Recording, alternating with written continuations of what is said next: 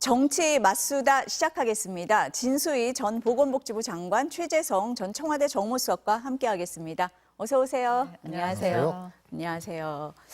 국회가 오늘 오후 2시 첫 본회의 열었습니다. 지금 조금 전부터 들어오는 그림 보니까요. 회의가 이제 막 시작이 됐는데 전반기 국회의장단을 선출하는 그런 본회의입니다. 그런데 여야가 원구성 협상 난항으로 첫 본회의부터 삐걱거렸는데요. 오늘 오전에 여야 발언부터 듣고 저희가 얘기 나눠보겠습니다. 우리 민주당은 6월 5일 날 국회의장단 선출, 그리고 6월 7일 날 원구성을 법대로 완수하기 위해서 마지막까지 최선의 노력을 다할 거고요. 여야 협치와 그다음에 국회에 제대로 된 역할을 하기 위해서는 첫 단추를 꿰는 게 가장 중요한데, 그것이 바로 법대로 기간 내에 원을 구성해야 된다라고 하는 입장은 분명해서 추경호 대표님의 결단과 그다음에 법대로 해나가는 부분에 대해서 함께 해주셨으면 좋겠습니다. 국회법은 바로 원구성 등에 있어서 여야 간의 협의에 의해서, 그 협의란 말은 사실상 합의에 의해서 국회 원구성을 해서 대화 타협을 통해서 협치를 하라, 이런 정신이 바로 국회법이다. 그 문안에 법대로를 그대로 해석하실 것이 아니라 그렇게 하시면은 그것이 바로 힘대로이다. 이렇게 말씀을 드렸고, 앞으로 양당 간의 기본 입장을 오늘 서로 나눴고 앞으로 계속 대화해 나가기로 했습니다. 6월 7일까지 국민의힘에서 의총 등을 통해서 다양한 의견을 들으시고, 그리고 법대로 잘 처리됐으면 하는 것이 저희의 입장입니다. 법을 오독하지 말자, 이것이 오늘 대화 정신입니다.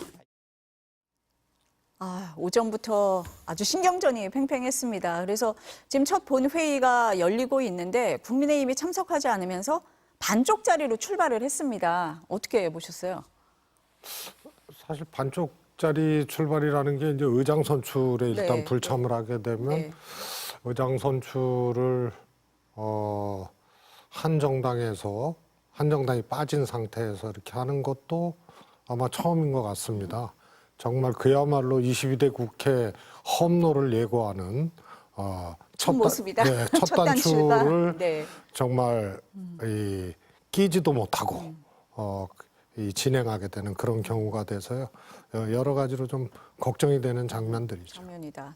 어떻습니까? 제가 예상했던 일이라 그렇게 놀랍지는 놀랍지는 않은데요. 않다. 네. 왜냐하면 저는 21대 국회 그 마지막 본회의 상황을 보면서 그때 특검법이 부결되고 몇 개 법안이 그냥 단독 통과되고 하는, 그리고 그 이튿날 국무회의에서 이제 대통령의 재의 요구권이 발동이 되고 하는 장면을 보면서 이게 22대 국회의 예고편을 보는 것 같은 그런, 이미 예고편을 보시고 예상하셨다. 네. 했기 때문에 놀랍지는 않으나 네. 지금 산적한 국가 현안들 또 민생 현안들을 생각하면 좀 이러면 안 되는 거 아닌가. 조금 아까 한 분은 또 법대로를 외치고, 저는 과거에 국민의힘 전신 정당들이 주로 법대로를 외쳤던 것 같은데 이번에는 이 민주당 원내대표 계속 법대로를 강조하고 계시고, 두 분 원내대표 간에 계속 신경전이 있는 걸 보면서 이게 길어지면 어떡하지 하는 생각이 드네요. 지금 말씀하신 것처럼 이제 더불어민주당에서는 법대로 하자라는 거고 국민의힘에서는 관례를 따르자 이런 얘기를 하고 있어요. 그리고 앞서서 그 민주당이 7일이라고 시한까지 제시를 했거든요. 네. 강행할 거다 이렇게 보세요? 어떠세요? 지금 분위기로 네. 봐서는 이제 민주당은 이번 총선에 압승했고 이렇게 국회를 운영하는 게 그게 총선 민의다. 이렇게 판단하면서 계속 그렇게 가지 않을까 싶고요. 아마 민주당은 많이 또 급하긴 하겠죠. 왜냐하면 막 특검법들 몇 개를 상정해 놓고 있기 때문에. 그러나 이제 여당이 쉽사리 동의 안 해주면 또 법대로를 외치면서 계속 그렇게 힘자랑하듯이 가게 되면 그것도 여론에 또 부담이 있을 될 거기 거다. 때문에 예, 예. 그 굉장히 시간에 쫓기긴 하겠으나 그래도 최대한 다수당으로서의 여유나 그런 걸 좀 발휘해서 좀 이 그 소수 여당의 입장도 조금 좀 받아들였으면 좋겠다. 받아들이면서 네, 갔으면 좋겠다 하는 네. 바람은 있습니다. 네. 네. 어떠세요? 7일 시한을 지금 자꾸 얘기를 하는데요. 실제로 그렇게 할 것 같아요. 할것 같아요. 민주당이. 네. 그래서 정말 처음 보는 장면인데요. 네. 보통은 소위 말해서 이제 법안도 단독 처리하더라도 다수당이 네. 그리고 저런 이제 선출이라든가 원구성 이런 것을 또 단독으로 하더라도 지난 21대 전반기가 네. 18대 0이었잖아요. 상임위원장 숫자가. 그러더라도 소위 말해서 과정을 숙성시키는 게 있거든요. 네. 그러면서 어느 정도 좀 시간을 두고서는 그렇겠다. 네, 그러면서 예, 예. 협상도 했다가 또 안 되고 그래서 과정을 전혀 쿠킹하는 과정 없이 그냥 바로 그냥 결과를 네, 내버리는 이런 거는 뭐 저 같은 경우에도 좀 설마 했죠. 네, 네. 그런데 과정 숙성 없이 바로 이렇게 속도를 내고 그야말로 오히려 가속을 해버리는 이런 것도 굉장히 처음 보는 그런 상황이지만요. 국민의힘은 지금 대응책이 없는 거예요. 그래서 그게 더 국민의힘은 조금 더 고민거리고 할 수 있는 게 없는 상황이다. 알 수 있는 게 없는 거죠. 없는 상황이다. 그리고 지난 21대 마지막 국회 얘기를 하셨는데요. 민주당은 최혜병 특검법 재의결을 올리고 그다음에 소위 말해서 개혁과제, 국민연금 문제라든가 뭐 이런 문제를 또 얘기를 했단 말이에요. 그리고 또 최근에 25만 원 국민지원금을 선별적으로 할 수 있다는 얘기까지 하고 그래서 두 수레바퀴를 지금 돌리는 거거든요. 이슈도 같이 끌고 예, 있는 그런데 그런 상황인데, 국민의힘은 예. 어떻든 거기에 국민의힘 입장을 내고 대응을 해야 되는데 굉장히 그 설득력이 떨어지는 그런 거예요. 그래서 어떻게 보면은 굉장히 공세적이고 공격적으로 민주당이 한다는 장면도 굉장히 낯선 장면이지만 국민의힘이 여당이 대응이 없는 그야말로 전략이 없어서 대응 자체가 성립되지 않는 이런 상황으로 가는 게 이게 또 오히려 더 걱정스러운. 근데 전략이라는 것도 쓸 수 있는 카드들이 어느 정도 있으면 그걸 잘 하나씩 조합해서 이렇게 하는데, 전략을 네. 수립할 수도 있을 텐데 네. 지금은 뭐 그런 카드들이 제가 보기에는 거의 없는 보이지 않는 상황이어서 상황이군요. 네. 그냥 무한정 이 상태를 끌고 간다. 그러기에는 여당은 여당대로 이 정부 차원에서 해야 될 일, 정부 차원에서 지금 계획하고 있는 일들을 국회로 가져와서 하여튼 그거 뒷받침을 해줘야 되는 일들이 있을 거 아닙니까? 그런 거를 생각하면 결국 국민의힘도 오래 버티지는 못하지 않을까 싶은데요. 저는 지금 관건이 되는 게 상임위원장 그렇죠. 배분이잖아요. 네.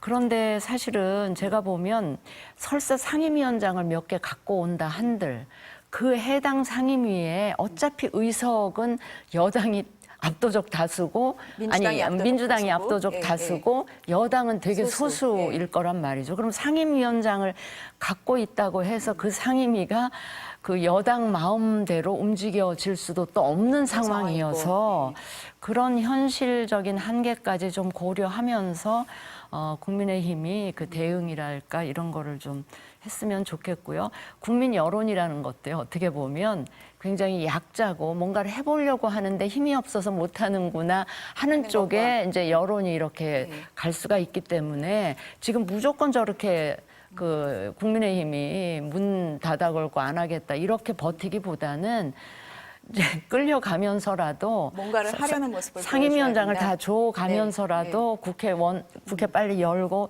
상임위 열고 뭘 일을 하는 모습을 보여주면서 저기 민주당이 이렇게 힘자랑하는 거 그런 거를 고스란히 국민들이 좀 보고 느끼게 하는 것도 전략이지 않을까? 또 약자가 네. 가질 수 있는 전략이 하나이지 않을까 싶은 좀 우스꽝스러운 근데 생각도 이게 하게 됩니다.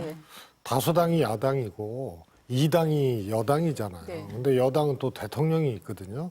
그래서 당정이 좀 같은 모습, 같은 스탠스, 같은 메시지를 내야 되는데 야당을 힘자랑하고 있다 이렇게 비난을 하면서 또 대통령이 또 한쪽에서 힘자랑하고 있거든요. 막 불쑥 유전 계획을 발표를 한다든가 또 국민의힘 초선의원 연찬회에 가서 어퍼컷하고 술 마시고 이런 모습들이 국민의힘 입장에서는 오히려 이게 조금 뭔가 국민의힘은 분명히 국회에서는 소수 의석이고 민주당 힘자랑하면 안 된다 그러는데 이게 또 당정 일체의 관계에 있는 이 대통령이 또 이게 좀 스텝을 잘 안 맞춰주고 그래서 제가 보기에는 움직일 여지가 지금 제가 별로 보기에는 없다. 예. 약자 코스프레나 이런 것들도 좀 잘 안 쉽지가 먹히는 그런 상황이 되는 거죠. 그래서 이게 이런 그러면 걸 쓸 수 보고 있는 뭐라고 카드가 진짜 표현해야 없는 될지 거예요? 모르겠어요. 네, 그럼 지금 아까 상임위 말씀을 하셨는데 네, 네. 지금 법사위 운영위 지금 못 내주겠다는 거거든요. 양쪽 다. 거기에 전선이 하나 더 형성이 된 게 지금 과방이란 말이에요. 네. 그 어제 그 대통령이 거부권을 행사해서 폐기된 법안이잖아요. 방송 3법을 민주당을 비롯해서 야 7당이 공조해서 추진하겠다고 했어요. 과방위는 또 어떻게 될 걸로 보세요? 과방위는 그 야권 7개 당이 네. 공조하는 이런 상황이면 네.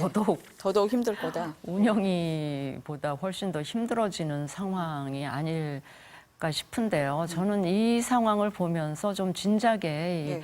언론중재법이나 방송법 같은 거를 지난 정권 아니면 지지난 정권에 이걸 했었어야 되는 거 아닌가 싶은데 이걸 이렇게 미뤄오다 보니 지금 결국은 더 그러니까 이제 여당 입장에서 보면 더 힘들어진 상황까지 오게 됐는데 지금 뭐 어디 한 군데 사면 초과라는 말인데 어디 한 군데 녹록한 구석이 없어서 저는 용산에서도요 대통령께서 지금 국회 내에서 여당이 처해 있는 이 냉혹한 네. 현실 이 한계 이런 걸 좀 그 대통령실 쪽에서도 이렇게 충분히 인식을 좀 하셔서 무조건 지금 현실적으로 안 되는 상황을 무조건 대통령실에서 여당 보고 압박을 하거나 이러면 여당이 옴짝달싹 못하고 오히려 더 나빠질 수도 있기 때문에 당정 간의 협의가 일방적으로 대통령실에서 원하는 걸 계속 여당이 압박하고 주문할 게 아니라 그렇게 요구한다고 그래서 될 상황이 아니잖아요. 그러니까 여당이 처해 있는 어떤 현실적인 한계 이런 것도 충분히 좀 감안을 하면서 이 당정 협의나 앞으로 국회에 어떻게 대응할 건지를 같이 좀 협의해서 좀 했으면 좋겠다. 네. 이 언론 개혁 관련해서는 지금 야 7당이 같이 이제 움직이는 모습이거든요. 어떻게 보세요? 네. 저는 이게 하여튼 뭐 상호작용의 과정들이 있었거든요. 뭐냐면은 대통령이 정말 이제껏 보기 힘들었던 그런 대통령의 일단 이 국정 운영 스타일이었거든요. 그래서 힘자랑을 엄청 하셨죠. 그런데 총선을 했는데 참패를 했단 말이에요. 그래서 정권 견제 수준이 아니고 최소한 심판. 그리고 이 정도면은 거의 퇴진 수준의 총선 결과거든요. 퇴진 요구 수준에. 그래서 그냥 단순한 견제 수준의 총선 결과로 보기는 어렵습니다. 근데 이게 거의 반작용으로 대통령의 2년 동안의 집권 이후에 국정 운영 스타일이나 내용, 모습을 보면서 국민들이 그야말로 정말 이 견제를 넘어서는 수준의 이제 심판을 한 거거든요. 그러니까 결국은 입법부가 그 기능을 해야 된다라는 국민의 어떤 총선 민의가 분명히 있는 거는 맞는데 네. 여기서 이제 대통령이 전혀 변하지를 않았어요. 그러니까 이게 소위 말해서 야당이 다수당의 힘을 가지고 너무한다 이런 말이 나오는 게 또 쉽지 않은 상황. 그래서 아마 민주당은 결국은 민주당내의 소위 이재명 일극 체제라고 그렇게 얘기되는 이런 문제로 오히려 민주당이 조금 더 민심이나 이런 데 이제 타격을 입을 수는 있어도 지금 다수당으로서 저는 개인적으로 뭐 법사위나 이런 것들은 다른 조치를 하고 예를 들어서 자구 수정 네. 원래 권한에 대해서 분명히 명시를 하고 또 회의를 그냥 마냥 길목을 지키면서 천연시키고 이런 것을 못하게 그래서 규정을 정리하고 거의 동시 패션으로 법사위를 양보를 민주당이 하는 이런 것이 좀 타협점이 될 수 있지 않을까 생각을 했는데 이미 이제 지난 과정이 됐는데 이렇게 이 민주당이 이제 밀어붙이고 상임위도 이제 독식하게 되고 이런 상황까지 가더라도 이게 지나치다 이런 어떤 민심의 지적도 또 받기가 그런 게 안 나올 것 같다. 쉽지는 않은 상황이죠. 그러면은 국민의힘이 할 수 있는 카드가 아까 의원님 장관님 말씀하신 대로 별로 없는 거잖아요. 별로 없어 보여요. 그래서 제가 뭐 네. 지나간 얘기 하나만 한 얘기지만 이럴 거 뻔히 예상해서 지난 2년 동안 좀 잘해서 민심을 좀 네. 점수를 따서 이번 총선에 이렇게까지 그 의석을 좀 못 얻는 이런 상황을 안 만들었어야 하는 거 아닌가. 이런 상황 만들어 놓고 이제 와서 뭐 이렇게 하니까 참 답답하고요. 제가 오늘 이게 지금 역대급 그 여소야대잖아요. 이 국회가 개원하는 날 제가 이 자리에 앉아 있으니까 제가 참 그 입장이 궁색해요. 방어할 논리도 논리가 마땅치가 않고요. 네.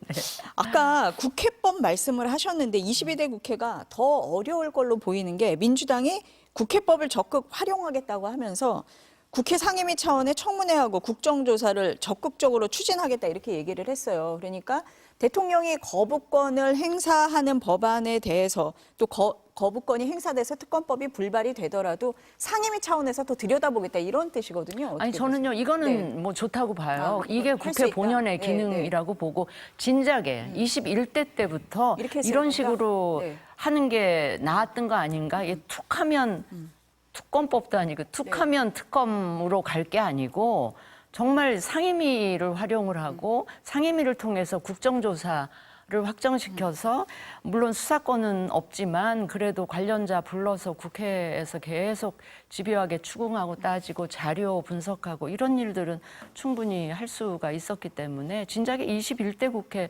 때부터 좀 민주당이 이런 상임위를 식으로 활용하는 게 더 상임위를 낫다. 활용 네. 했었더라면 더 네. 좋았겠다 이런 생각은 해요. 저는 뭐 그 22대 국회라도 국회가 제대로 제 기능을 하는 거에 대해서는 제가 뭐 그거를 문제 삼을 수는 없다고 봅니다. 어떻게 보세요? 뭐 전혀 상임위를 활용을 하지 않았던 것은 아니에요. 네. 청문회도 하고 국정조사도 하고 그랬는데 사실 지금 윤석열 정권을 민주당에서는 검찰 정권, 검찰 독재 정권 이렇게 또 뭐 표현도 하고 하잖아요. 그래서 기존의 청문회나 국정조사 관련된 규정으로는 성과를 내기가 참 어렵거든요. 그래서 사전적으로 관련 법들을 좀 손봐서 명실상부 청문회나 국정조사가 효과나 성과를 거둘 수 있도록 정비를 우선적으로 하는 게 필요하다고 보고요.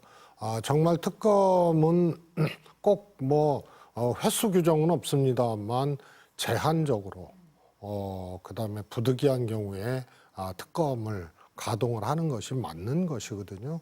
그런데 또 특검도 보면은 또 누구 탓을 하기가 어려운 게 대선 전부터 이게 시작된 거예요. 예고된 거예요. 대장동 특검하자고 먼저 지금 또 되돌아서 보면은 지금 국민의힘이 하는 논리하고 안 맞는 거예요. 그때는 검찰에서 이제 수사도 제대로 시작도 안 했는데 특검하자고 나오고 그리고 지금은 수사 중인 사건 또 특검하면 안 된다고 또 최혜병 특검에서 또 국민의힘이 얘기하고 그래 나중에 또 민주당이 좋아 대장동 특검하자 그러니까 또 안 해요. 그래서 특검 만능주의처럼 돼버리는 거는 바람직하지 않기 때문에 빨리 국회는 하나의 견제 수단, 국회의 책임을 다하는 수단으로서 청문회 국정조사를 실질화시킬 수 있는 규정 정비를 하고 그것을 충분히 활용을 하는 것이 저는 그게 정도라고 봅니다. 근데 민주당에서는 이게 행정부 견제를 위해서 한다 이렇게 얘기를 하는데 국민의힘에서는 행정부 견제가 아니다. 이거 무력화 시도다 이렇게 반발을 하고 있거든요. 아니 그런데요. 우리가 의외로 대통령제가 굉장히 강한 나라 아니에요. 미국보다 대통령 권한이 훨씬 세다. 세거든요. 네. 그래서 어떻게 보면은 이제 삼권 분립이 제도적으로는 비교적 잘 돼 있어요. 그런데 이제 정치적으로 대통령이 이제 여당 소속이고 그런데 실질적인 힘이 작용을 하고 하니까 여당의 기능을 독립적으로 하기 어려운 그런 이제 정치적 환경들이 있는 거거든요. 그래서 행정부를 무력화시킨다 이런 것은 가능하지도 않은 얘기고요. 반대를 위한 반대다 예, 이렇게 법적으로 보시면. 할 수 있는 국회의 수단들 이런 것을 10분 가동하는 것은 오히려 뭐 행정부 견제라는 국회 본연의 취지에 업무에 맞다. 충실한 거죠. 맞다. 오히려 그런 견제 기능이나 이런 것들을 실질적으로 작동할 수 있는 제도라든가 그런 게 힘 만들어지는 이런 게 것들이 우선이다. 오히려 예, 부족하다고 보죠. 우리가 국회 해보더라도요. 사실 국회 기능을 제대로 발휘하기 위해서 열심히 하더라도 그 한계를 많이 느끼거든요. 아니 근데 그 민주당 입장이 그런 거라면 네. 지금 왜 새롭게 특검한다고 얘기하는 특검 있잖아요. 그 뭐죠? 그 이화영 쌍방울 특검법인가? 대법선고. 네, 그거. 그다음에 뭐 조국 혁신당 쪽 아이디어이긴 하지만 뭐 한동훈 특검법. 거기다 최근에도 김정숙 여사 특검법까지 그런 일체의 특검, 그러니까 최혜병 특검법이나 그 김건희 여사 특검법까지는 몰라도 그 이외 이 특검법들은 다 없었던 걸로 하면서 저 얘기를 해야 저게 설득력이 있지 않을까 그런 생각도 해봅니다. 하여튼 특검 전국 시대예요.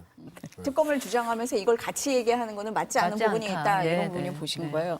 아까 상임위 이제 얘기도 하셨는데 이제 상임위 출석에 응하지 않는 공무원들 꽤 있단 말이에요. 그래서 민주당에서 그 출석하지 않는 공무원들 처벌도 강화한다 이렇게도 얘기했어요. 저는 그거 일정 부분 필요하다고 필요하다. 봐요. 안 그러면 네, 네. 뭐 국정조사가 의미가 또 없어질 없으니까. 수가 네, 있기 네. 때문에 이런 게 제도적인 정비를 네, 말씀을 하시는 그렇습니다. 걸까요? 예. 네.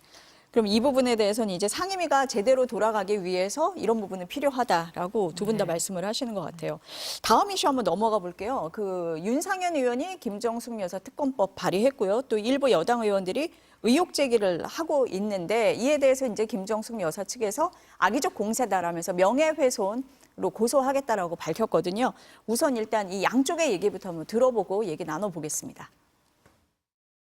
도종환 장관은 그냥 일반 비행기에 비행기값 내고 갔는데 왜 대통령 문양이 붙여진 전세기로 통째로 가서 이렇게 국고를 낭비했는지, 타지말은 왜 느닷없이 가서 2천만 원이 더 들었는지, 그리고 기내식은 1인당 40만 원이라는데 도대체 어떻게 먹으면 기내식이 40만 원이 되는지, 그렇게 뭐 수사에 대한 요청을 하면은 검찰에서도 그런 걸 밝히지 않겠습니까? 그래서 저도 기대되는데요. 특별히 당 차원에서 조사하거나 대응하고 있지는 않는데요. 워낙 좀 황당한 일이라 뭐 만약 그게 전적으로 사실을 하더라도 비싼 밥을 먹은 게 부정과 부패에 연루되는 건 아니기 때문에 당연히 그리고 해당 그 인원이나 이런 부분도 저희는 아마 추계 혹은 뭐 추측 정도를 가지고 저희가 뭐 당 차원에서 뭐 궁서체로 대응할 필요는 없다 이렇게 보고 있습니다.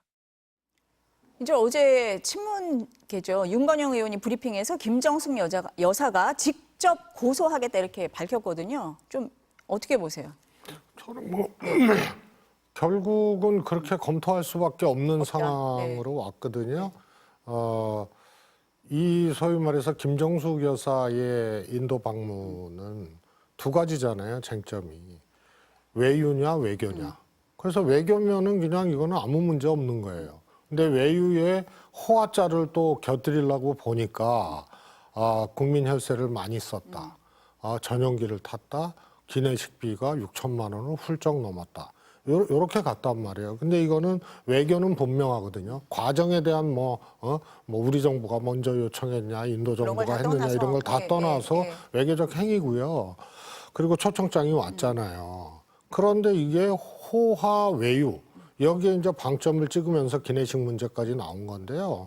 저거를 장경태 의원도 제가 보기에는 저거 뭐 가정을 했지만 비싼 밥 먹는 게 부패는 아니지 않느냐 했는데 비싼 밥을 특별히 먹었느냐.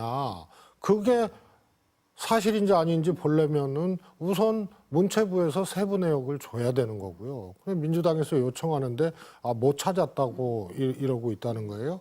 그리고 하나는 뭐 윤석열 대통령 부부하고 순방하고 이제 비교해 보자는 해보자. 건데 네. 꼭 그게 이제 좀 개면적이면 박근혜 대통령 때 했던 거 있잖아요. 그래서 통상 기내식 비용하고 그러면 이게 김정숙 여사의 경우에 굉장히 튀었고 특별하게 많이 책정된 것이냐. 이거는 그냥 공개하면은 다 드러날 그래서 일이다. 공개하면 되는 네, 건데요. 거를. 제가 보기엔 그다음에 뭐 다른 항목이 또 뭐 회계상의 미스로 잘못 이렇게 또 일부 곁들여진 것이 아니냐. 그러니까 이거에 대한 거는 다 추측이에요.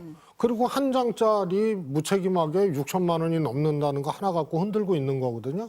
근데 제가 보기에는 관례와 통상의 범주를 넘어서지 않았다고 봐요. 그러니까 다른 사례하고 비교해서 같이 그냥 비교해보고 세부 투명하게 항목 보면 주면 된다. 끝나는 네. 문제예요. 네. 그래서 이거는 외교 호화 외유냐 외교냐의 문제에서 외교의 방점이 찍힌 거고요.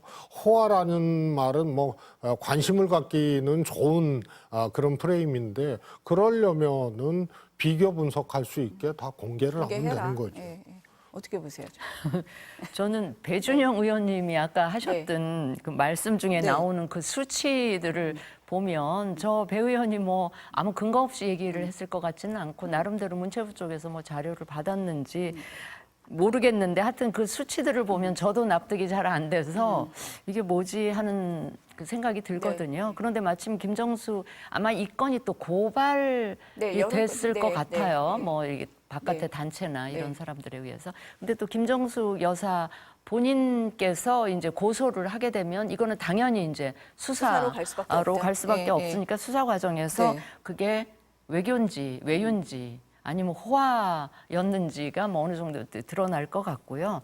그러나 저는 이 건을 가지고 특검까지 하는 거는 좀 무리다. 네. 그래서 아마 이거는 윤상현 의원이 본인의 약간 전대 출마를 위한 뭐 그런 그게 아닐까 싶은 생각이 드는 네, 것이 네, 또 당내에서도 그렇게 썩 호응이 있지는 않은 것 그러니까 같아요. 그 당 지도부에서 보면은 이게 개별 의원의 법안이다 네, 그런 이렇게 식으로 이렇게 약간 좀 선을 선을 네. 긋는 그 걸 이유는 보면 뭘까요? 그 이유는 네. 제가 나름 추측하기에는 만약에 김정숙 여사 특검법을 우리가 주장하게 되면 반드시 거기에는 김건희 여사 특검법 어떻게 할 건데 이렇게 그렇게 나올 갈 수밖에 없기 때문에. 갈 수밖에 없기 예, 때문에 여당 입장으로서는 굉장히 곤혹스럽기 때문에 이 건에 관해서는 선을 네. 그렇다. 긋는 것 같아요. 그러니까 네. 참 네. 재밌기도 하고 우습기도 하고 그런 건데요. 김정숙 여사 특검법은 김건희 여사 특검법하고 묶여 있게 되는 묶여있다. 경이 네, 돼요. 네. 그런 경우가 예. 돼요. 그러니까 천하람 의원이 민주당에서 이거 두 개 다 하자 그러면은 국민의힘 어떻게 하려고 그러냐 이런 이제 이런 얘기가 나올 얘기까지 수밖에 없다. 나왔는데요. 네, 네. 뭐 제 표현입니다만 김건희 여사가 하여튼 윤상현 특검법으로 의문의 일패를 당한 거예요. 왜냐하면은 국힘에서 이거 당론 네. 추진 못 하거든요. 그래서 특감 대상이 아니에요. 만약 이거 당론 추진하면 뭐 일단 퇴임한 권력의 대통령의 부인 아니에요. 그러니까 특검 대상도 아니고 최혜병 특검 과정에서 국민의힘이 앞세웠던 논리 수사 중인 사건에 대해서 특검을 하면 어떡하냐 이런 논리를 다 무색해 하는 거거든요. 그래서 당론 채택이 안 돼요. 당론 채택이 안 된다는 얘기는 뭐냐면은 김건희 여사 특검만 남게 되는 거예요. 그래서 경륜 있고 경험 있는 윤상현 의원이 왜 저것을 발의했는지 민주당 입장에서는 이거 대응할 필요도 없는 거예요. 국민의힘이 당론 채택해서 김정숙 여사 특검 하자고 덤벼야 되는데 윤상현 의원 혼자 지금 동무대에서 지금 이 활약을 하고 있는 거거든요. 그래서 저는 김건희 여사가 의문의 일패를 당했다. 이렇게 보여지죠. 지금 말씀하신 그 특검 법안을 또 보면은 정부 여당에서 최상병 특검법 못 받겠다고 했을 때 주장했던 이른바 독소 조항이 그대로 들어있거든요. 언론 브리핑 포함해서. 그건 네. 독소 조항이 아니라는 반증이죠.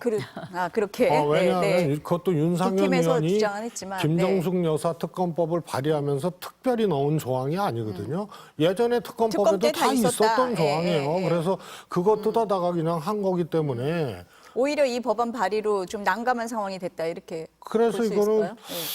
네. 뭐 국민의힘의 논리와 국민의힘의 주장을 윤상현 의원 특검법 하나로 다 그냥 제압해버리는 그런 여러 결과가 가지로. 돼버렸죠. 네, 네. 그래서 독소 조항이 아니라는 네. 것을 반증한 거예요. 반증한 거다. 근데 급하게 법안을 이제 발의를 하려고 그러다 보니까 혹시 복붙 과거에 있던 특검 법안을 네, 그대로 네, 보고 싶은 네. 생각이 드는데 이거는 네. 당원들 겨냥한 그 윤상현 의원의 전당대회를 앞둔 뭐 네. 그런 게 아닌가 싶네요. 네. 그냥 그것도 저는 윤상현 의원님이 정말 경륜 있는 중진 의원 아니에요.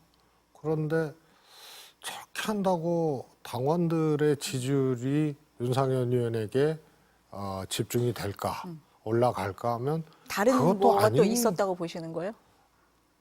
일종의 정치적 착시를 하지 않았나. 네. 저런다고 올라가는 게 아니거든요. 그거는 아닐 것 같은데 왜 하셨는지 모르겠다라는. 아니 뭐 당론 법안도 아니니까 이거는 네, 뭐 네.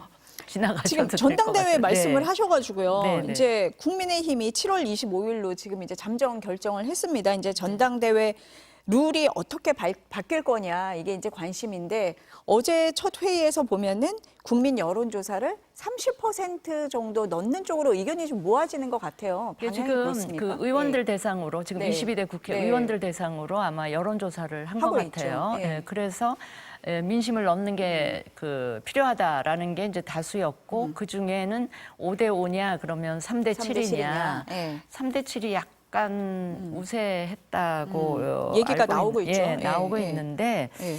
근데 뭐 이게 다수 여론이라 그러는데 또 뭔가 이 특위 차원에서는 다른 말들이 나오는 것 같아서 애초에 여론, 그러니까 당내 여론대로 한다고 했으면 그 여론조사 결과대로 결론을 내는 게 맞을 맞다. 것 같아요. 네, 네. 그다음에 원외위원장 이야기도 저는 들어보는 게 맞는 것 같은데 원외위원장들은 아마도 압도적 다수가 네. 이 민심 반영 비율을 높이는 거를 선호하지 않을까 싶어요. 네. 그렇게 갈 것 같으세요? 국민의힘 어떻게 보세요? 저는 왜 저게 논란이 되고 그거 자체가 이해가 안 된다. 이러는지 네. 우선은 당원 네. 100%로 바꿔버린 데서부터 원인이 생기잖아요. 그럼 누가 봐도 김기현 대표를 만들기 위해서 너무 인위적으로 규정을 바꿔버린 거다. 이렇게 이제 볼 수가 있었던 사안이거든요. 근데 이것을 일반 국민 여론을 반영하는 걸로 다시 이렇게 바뀌는. 설계를 하려 예, 그러니까 예. 뭐가 나오냐면 한동훈 대표가 출마할 거냐 안 할 거냐 이런 이제 그냥 나오는 거예요. 국민의힘 전당대회 얘기를 하면 결론은 항상 한동훈 전 그렇습니다. 비대위원장으로 그런데 가고 있죠 지금. 뭐 네. 한동훈 대표 예, 출마할 예. 수도 있지. 이렇게 생각할 수도 있지만은 소위 말해서 총선 때 윤핵 갈등으로부터 시작돼서 1, 2, 3차 갈등, 그다음에 그게 해결되거나 봉합된 것도 아니고 지금 그 감정들이 이월된 상태에서 이리저리 들려오는 얘기들이 한동훈 대표 출마 자체가 네. 윤핵 갈등을 넘어서서 윤핵 전쟁적 상황까지 가는 거다. 이러니까 룰에 대해서 친윤 중심으로 그런 이제 뭐가 유리하냐를 지금 고민을 본다. 하는 건데 예, 예. 제가 보기에는 백약이 무효예요. 지지율이 갑이거든요. 뭐 당원 국민 여론조사 비율을 어떻게 하든 뭐 당원 100%로 하든 제가 보기엔 대의원 100%로 옛날처럼 하면은 그거는 또 모르겠어요. 근데 그러지 않는 이상은 어떤 제도를 하더라도 한 대표 출마를 염두에 두고 룰을 고민해봤자 지지율이 갑이기 때문에 저건 백약이 무효한 거니까 정상적으로 가는 게 맞다. 그래서 과거 제도로 다시 가는 게 가든지 맞다. 예, 예. 국민 여론을 반영하는 것이 맞는 것이죠. 근데 이게 자꾸 네. 이렇게 꼬이는 게 네.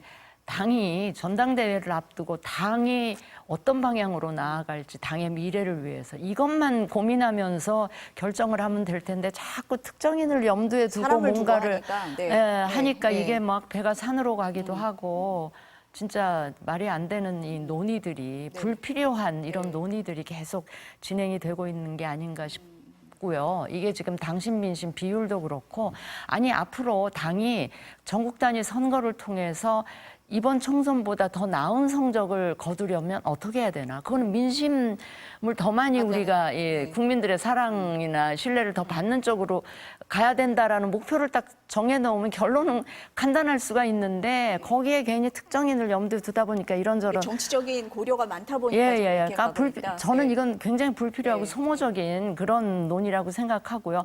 또 하나 이 지도 체제 갖고도 이야기가 많죠, 나오고 지금. 있잖아요. 네, 네. 지금 우리가 채택하고 있는 게 단일성 집단 지도 체제인데 그러다 보니까 어떤 문제가 있냐면 물론 단일성으로 바꾸게 된 데에는 또 나름 이유가 있었긴 했지만 지금 제가 국민의힘 처해 있는 상황을 보면 의석도 쪼그라져 있는 데다가 거기에 그러니까 양적으로 쪼그라져 있으면 그래도 질적으로라도 우리 당이 이렇게 작아졌지만 그래도 이제 이 중요한 중진들이나 앞으로 이제 같이 좀 대권 이렇게, 주자들 그래도 국민들이 관심 있게 쳐다볼 좀 그 대권 주자들이 지도부에 어느 정도 포진하고 있어야 매일 아침 회의에서 그 뉴스를 바라보는 국민들 그 생각에 아 맞아 국민의힘에 저런 사람도 있었지 저런 사람도 있었지 그리고 그들이 그 내놓는 메시지에도 귀를 기울이고 그렇게 될 텐데 대표 한 사람 달랑 뽑아 놓고 최고위원들을 따로 뽑으니까 이 최고위원들도 뽑히긴 하지만 존재감이 별로 없고 그분들에 대해서는 죄송한 표현이지만 국민들이 그렇게 큰 관심을 안 보이거든요. 그러니까 이번에는 좀 그 대권 주자들도 지도부에 들어와서 자기네들 목소리를 낼 수 있도록 그래서 당에 다양한 인재들이 국민의힘에 있구나 하는 이미지를 국민들한테 주려면 네. 저는 이 그 순수 집단 지도 체제 그러니까 다 대표와 최고위원을 같이 뽑아서 뽑는, 네. 대표 최고 득점자가 대표 그다음에 2, 3, 4, 5위가 이제 최고위원으로 되고 거기에는 이제 젊은 수도권에 이 젊은 이제 그 당선된 의원들도 들어오고 이래야지 이게 그 당의 다양성과 역동성 이런 걸 회복할 수 있는 계기가 전 마련된다고 봐서 이렇게 당의 미래를 고민한다면 저는 결론이나 답이 다 나와 있는데 정답이 있는데 그 정답을 제껴놓고 사람을 중심으로 오답 중에서 뭐가 제일 낫지 이러고 논의를 하고 있는 제가 보기에는 되게 어리석은 논의를 하고 있는 게 아닌가 싶어서 좀 답답합니다. 지금 말씀하신 네. 그 집단 지도 체제냐 네. 단일 지도 체제냐 그거 할 때도 네. 한동훈 전 비대위원장이 되느냐 안 되느냐에 따라서 그래서 다르게 얘기하는 것 같아요. 네. 되면 이 네. 한동훈 대표를 견제하기 누군가 위해서 견제하기 위해서 집단 지도 체제로 가야 친윤 된다. 중에 누가 예, 들어가야 그런 되는 거 얘기를 하는 아니냐 막 거잖아요. 예. 그런 저는 그거는 굉장히 불필요하고 소모적인 논란일 수밖에 없다고 생각을 해요. 근데 그게 네. 그 폭망의 길로 갈 수도 있어요. 집단 지도 체제가. 왜냐하면은 1등이 당대표 하는 거 아니에요? 그리고 규정도 집단 지도 체제, 특히 순수 집단 지도 체제로 가게 되면 당대표가 최고위원회에서 협의해서 대부분 하는데 합의를 해야 되거든요. 그런데 1등을 만약에 한동훈 비대위원장이 출마했을 때 1등이라고 가정하면 2, 3, 4등도 예상컨대 친윤이 없어요. 그럴 그러면 경우에는 오히려 지명직만 당내 남는 혼란만 거거든요. 남는다. 그러면 네. 집단 지도 체제에서 대표가 지명직을 뭐 국민의힘이 두 명인가요? 하더라도 최고위원들 당선자들의 의견을 들어야 되거든요. 그래서 그야말로 반윤이 훨씬 더 민주적으로 지도부를 구성하고 운영하게 되는 경우가 되기 때문에 이 경우도 썩 달가운 경우가 아니에요. 그렇다고 단일 지도 체제 현행대로 가자니 친윤에서 1등할 만한 후보를 찾는 거는 불가능한 그런 상황이라서 어느 거나 양난이거든요. 그래서 제가 보기에는 그냥 현행 지도 체제로 갈 일단은 갈 가능성이 가능성이 높다. 일단 높다. 네. 집단 지도 체제로 가더라도 별 볼 일 없고. 그래서 이게 좀 양난인 형국이죠. 그러니까 친윤 오늘 뭐 입장에서는. 회의를 또 한다고 하니까 뭐 결과가 어떻게 나오는지 좀 지켜보고요. 근데 민주당도 권력이 예. 권력이라는 게 뭐 제도와 법 또 그것을 운영하는 그렇죠. 그런 이제 사람에 달려 있죠. 특히 대통령제에서는. 그래서 한동훈 비대위원장이 지지율이 낮거나 혹은 떠오르는 태양이 보수 쪽에서 떠오르는 태양이 아니거나 그러면은 이게 별 고민이 안 돼요. 그런데 윤한 갈등이 굉장히 이제 폭발적으로 진행이 됐고 돌아올 수 없는 다리를 건넜다고 평가되고 이런 이제 예고된 전쟁이 한동훈 출마로는 이게 촉발되는 것이고 이런 상황들이 생각을 복잡하게 만드는데 결론은 지지율이 갑이기 때문에 아무리 고민해도 백약이 무효다. 장관님 말씀대로 비전을 가지고 해야 되는데 사람을 중심에 놓고 하니까 이게 지금 복잡한 상황이 됐다. 네, 이렇게 보시는 불필요하게 거네요. 복잡한 네. 상황을 만들고 있다. 네. 그렇게 봅니다. 네. 민주당 같은 경우는 당원 당규 개정에 약간 속도를 늦추는 것 같은 모습도 보이는데 그런 겁니까? 뭐 속도는 모르겠습니다만 지금 거론되고 있는 몇 가지 사안에 대해서는 개정 추진을 하는 것은 맞는 것 같습니다. 그런데 저게 이재명 대표의 연임을 위한 거다. 그거는 아니고요. 그건 아니다. 연임이야 네, 네. 뭐 출마하면은 할 수 있고 출마한다면은 당연히 된다는 지금 거 분위기에서는 아니에요. 된다라고 보시는 그런데 거고. 네. 대선 1년 전에 당대표가 사퇴해야 하는 규정 이것을 이제 손보겠다는 거고 그러면 이게 지방선거도 이재명 대표가 치르자는 거 아니냐. 그래서 이재명 대표 독주 체제를 거의 지방선거까지 연장하는 효과가 있는 거 있다라는 아니에요. 시각이죠. 그다음에 이제 비상 상황, 대통령 비상 상황에 당대표 임기를 사실상 자동 연장하게 하는 이런 조항 등이거든요. 근데 뭐 아시다시피 행사도 했고 컨퍼런스도 하고 5.18 이 기념식에는 가서 당원 컨퍼런스도 이재명 대표가 했거든요. 그렇죠. 예. 그래서 첫 번째 화두는 뭐였냐면 당원권 강화 확대였어요. 그런데 번지수가 지금은 탄핵 등 비상 상황에 대비해서 당대표 임기 어떻게 할 거냐. 그다음에 1년 전 대선 1년 전 사퇴 규정 어떻게 할 거냐. 그래서 여기에 이재명 대표 요 5글자를 딱 넣으면은 이재명 대표 용이라고 해석되어질 수밖에 없는 그런 개정이 공교롭게 되어버리는 거거든요. 그래서 당원권하고는 이건 또 전혀 무관한 다른 거예요. 얘기인데, 예. 그래서 번지수도 지금 좀 옮겨간 거고. 그런데 막상 당원권의 확대 강화, 이건 저는 개인적으로 찬성해요. 지금 너무 지나치게 선출되지 않는 권력이 당을 좌우지되거든요. 최고위원회 말고 당무위원회나 중앙위원회, 이거는 사실 최고위원회에서 장악한, 그런데 여기가 더 높은 의결기관이에요. 그런데 이건 선출되지 않거든요. 그래서 이런 게 당원권을 강화하고 대의민주주의의 어떻게 보면 과잉이나 대표성의 과도한 위임을 이 직접민주주의로 조금 보완할 수 있는 방법이 이런 이제 의결 구조를 강화다. 예, 예. 이 당원들이 선출하게 하는 이런 건데 정작 이런 거는 놔두고 국회의장 민주당에서 뽑는데 당원 의견을 몇 프로 20% 반영한다든가 반영하는, 예. 이런 당원권도 실제로 해야 될 거는 안 하고 그리고 번지수도 대표 임기 문제로 가버려 잘못 가지고 옮겨갔다. 예, 여기에 예, 이재명 대표 5글자를 넣으면 또 상황이 맞아떨어지는, 그래서 이게 사당화 내지는 이재명 대표 1급 체제를 가는 거 아니냐, 체계로 가는 거 아니냐, 이런 의심을 받게 되는 거죠. 그러니까 본질인 당원권 강화가 논의돼야 된다라시는 모르겠어요. 네. 이게 또 번지수가 옮겨요. 네. 우리 최 수석께서 네. 자아 비판을 좀 해주셔서 제가 더 못할 말이 있을까 싶긴 한데요. 네. 지금 민주당에서 일어나고 있는 당원 당규 개정과 관련한 건 다 이재명 대표 일인에 저는 초점이 맞추어져 있다라는 의심을 피할 길이 없고요. 보세요. 2년 전에 이미 그 당원 80조인가를 고쳤어요. 그게 기소되면 당직을 못 맡도록 돼 있는 규정을 고쳐서 이재명 대표로 하여금 대표가 될 수 있는 길을 열어줬고요. 그다음에 2년 지난 올해 또 이제 연임을 가능하게 연임 가능하게 하는 게 목적이 아니긴 했다 하더라도 그러니까 대선 1년 전에 이제 사퇴하는 규정, 사퇴를 예. 해야 되는 이 당권 대권 분리 네, 예. 규정도 손을 봐가지고 결국은 그 지방선거 공천권까지 행사를 한 이후에 이제 그만두게 하도록 하는 거. 저는 그래서 이 상황을 보면서 이게 지금 이재명 버전의 무슨 유신 체제를 구축하는 게 아닌가.